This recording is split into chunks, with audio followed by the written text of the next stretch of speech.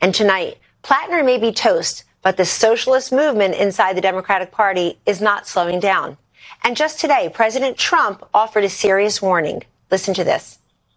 Communism's a disaster. It's been proven to be for thousands of years under different names, but same thing. One thing that happens when you go communist, you never come back, never comes back. You die in squalor. You die a horrible death. You die in squalor, and it gets very evil and very nasty. That isn't stopping Grandpa Bernie and AOC from taking their socialist agenda to the key swing state of Michigan as they campaign for Abdul El-Sayed, who's ahead in most polls. But he's not the only swing state socialist vying for statewide office. In neighboring Wisconsin, socialist Francesca Hong is running to be the Democrats' nominee for governor. And in a bizarre attempt to assuage people's fears about her political extremism, she made this remark, which frankly makes almost no sense. Listen. I think that when folks hear socialism, they may be taken aback, but I bring it back to potholes and the Packers and public education. My goodness. Here with reaction, California Congressman Darrell Issa and New Jersey Congressman Jeff Van Drew. Congressman Issa, out there in California where it's still light out, you're used to dealing with Democrats, you're used to dealing with liberals, but now we're all dealing as a nation with socialists who are gaining ground in New York, in Michigan, in Wisconsin, in Maine, in Colorado. What say you? Well, Kellyanne, thank you for having me on, and thank you for keying it up with potholes. You know, I'm in California, a state with good weather and lots of potholes. Socialism and bringing more power and money to the government has never actually led to streets lined and smooth.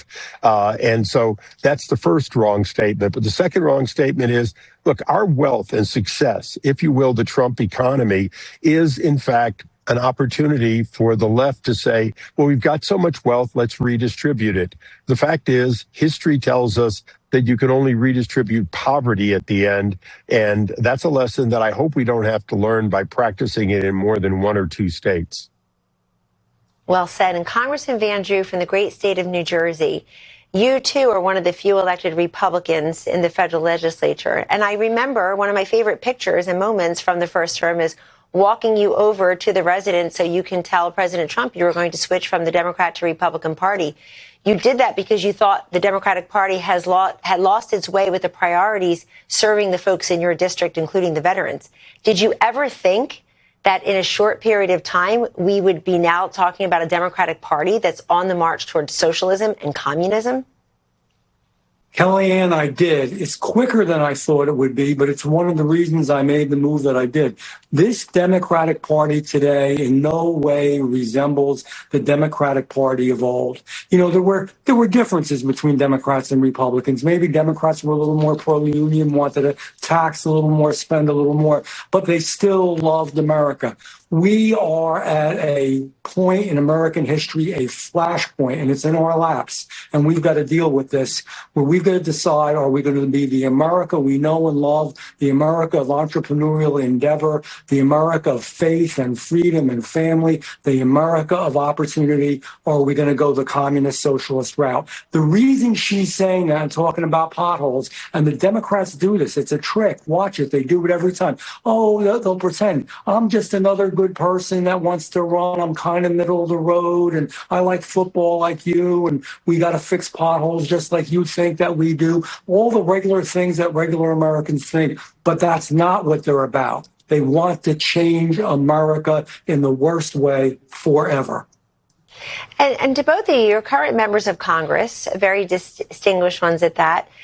Congressman Issa, what are you hearing from your Democratic colleagues? Are they worried? Are they brushing this off as flash in the pan? I mean, Graham Plattner went from headline to punchline, but there are a lot of folks out there who are showing up and putting up their votes for socialists and very proud of it. They're yelling DSA, not USA. What are your Democratic colleagues saying?